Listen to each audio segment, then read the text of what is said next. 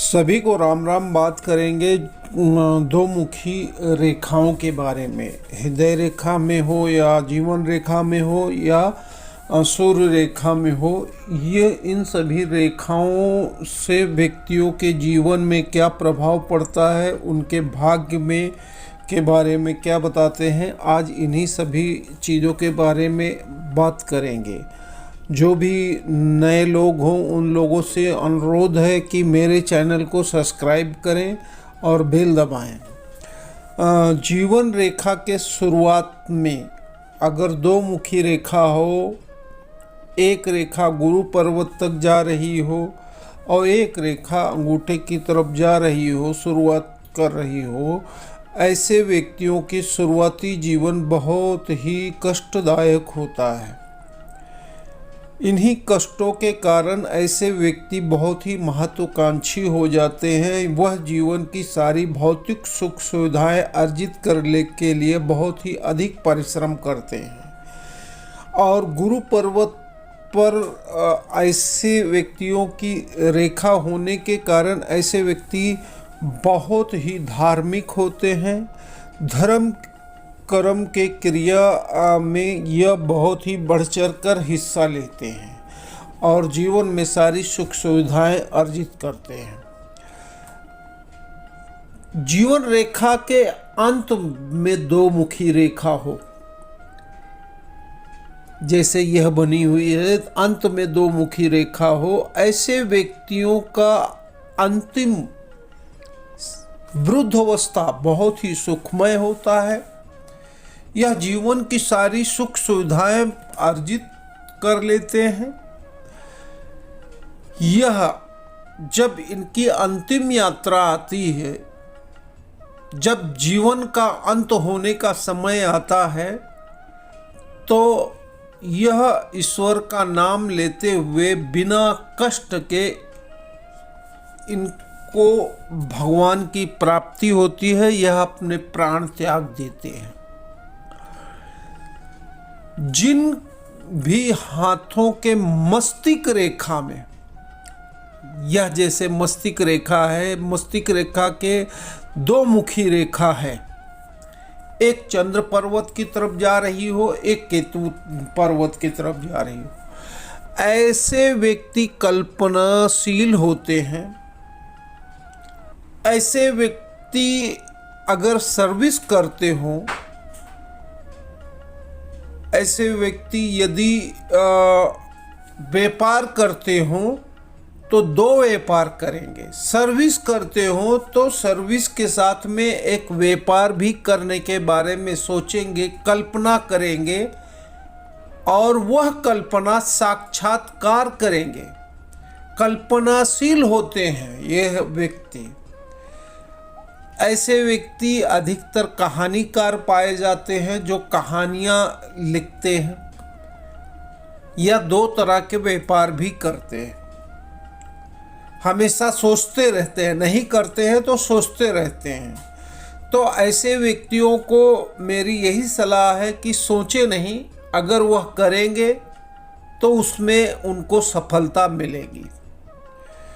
हृदय रेखा में दो मुखी रेखा हो तो ऐसे व्यक्तियों के अगर एक रेखा शनि पर्वत की तरफ जा रही हो और एक गुरु पर्वत तक जा रही हो, तो ऐसे व्यक्तियों का अधिकतर गूढ़ विद्या की तरफ ध्यान अधिक अर्जित रहता है। धर्म कर्म की क्रिया में यह बढ़ चढ़ कर हिस्सा लेते हैं। अपना सर्वस्व निछावर करने के लिए हमेशा तत्पर रहते हैं। और जिन व्यक्तियों के हाथों में हृदय रेखा में दो मुखी रेखा हो, वी का साइन हो, इन पर भगवान की बहुत बड़ी कृपा रहती है। विष्णु भगवान का बहुत बड़ी कृपा रहती है।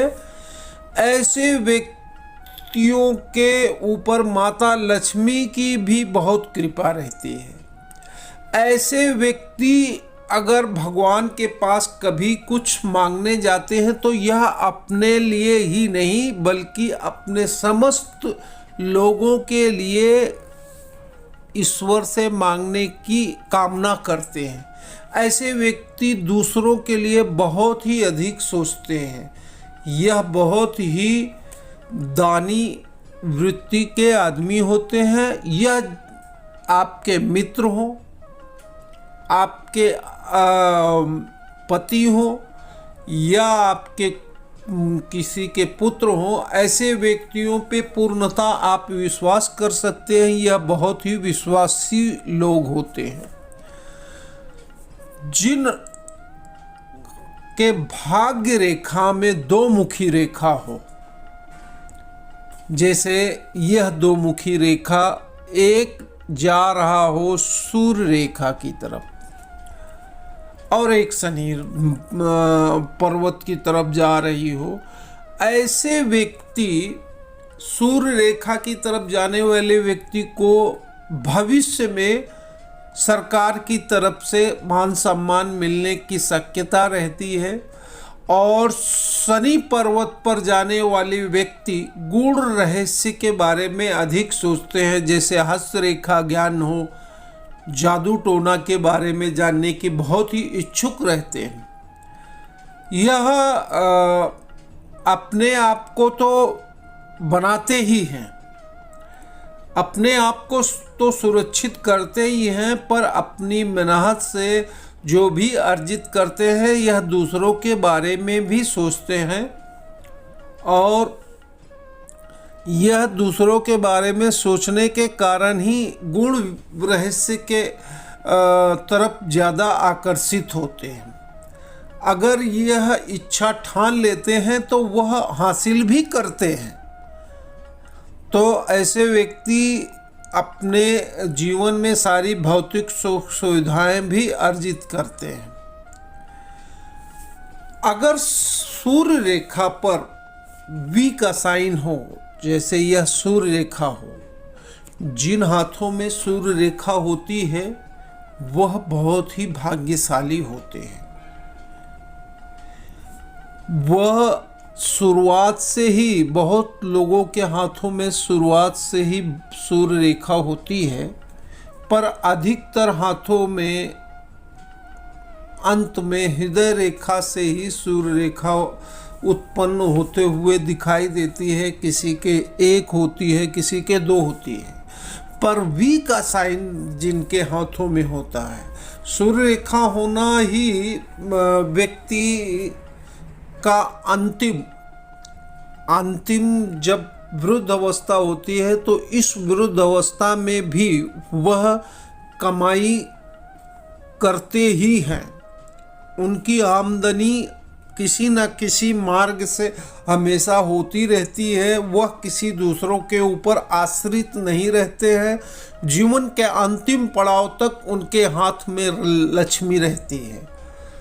और दो मुखी होने के कारण वह एक बुद्ध पर्वत पर जाने वाली अगर रेखा हो तो वह व्यापार के क्षेत्र में भी करने की योग्यता रखते हैं। और एक शनि पर्वत तक जाने वाली रेखा हो तो यह मान के चलिए वह कहानीकार भी हो सकते हैं। और इनको सरकार की तरफ से मान सम्मान या कोई मंत्री का बहुत ही अच्छा इनकी जान पहचान होती है, तो यह जीवन के अंतिम पड़ाव तक इनकी मान सम्मान हमेशा बनी रहती है। ऐसे व्यक्ति हमेशा अंतिम यात्रा में दूसरों के बारे में अच्छा ही करके जाते हैं। इनका मृत्यु होने के बाद में इनके जो बाल बच्चे होते हैं वह इनकी जो योग्यता का, वह धन का, वह लोग वैभव करते हैं। अगर यह कहानीकार होते हैं तो उनके जो आने वाली पीढ़ी होती है उनको रॉयल्टी मिलती है। तो ऐसे व्यक्ति बहुत ही भाग्यशाली होते हैं जिनके हाथों में सूर्य रेखा पर दो मुखी रेखा हो, अगर काटे छाटे नहीं तो। विवाह रेखा पर अगर दो मुखी रेखा होगी तो।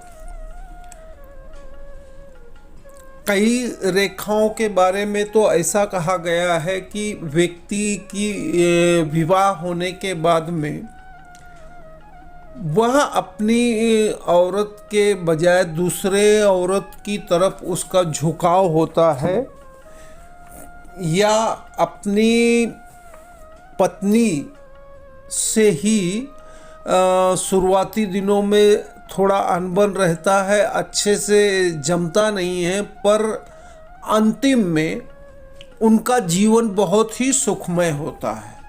तो जिन भी हाथों में दो मुखी रेखा हो तो यह मान के चलिए उनके दो मार्ग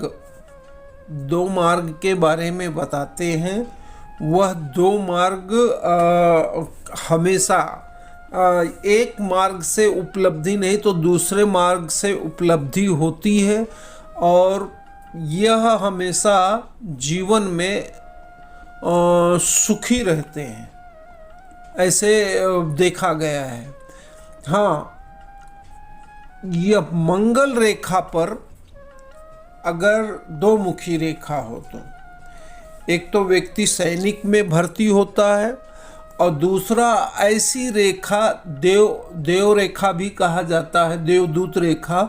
ऐसी रेखा जिनके हाथ में होता है, यह अपने वृद्ध की सेवाएं बहुत करते हैं, और जब उस वृद्ध का इंतकाल या मृत्यु प्राप्त हो जाता है, ऐसे वृद्ध के आशीर्वाद से वह जो नहीं सोचे रहते हैं उससे अधिक धन वैभव अचानक उनके भाग्य में बहुत ही चला आता है। उनके जो बिगड़े काम रहते हैं वह भी बन जाते हैं। वह अगर व्यापार कर रहे हो तो उनका व्यापार भी बहुत बढ़ चढ़ कर चलने लगता है। तो आपको मेरा विश्लेषण अच्छा लगा हो तो मेरे चैनल को सब्सक्राइब करें और बेल दबाएं।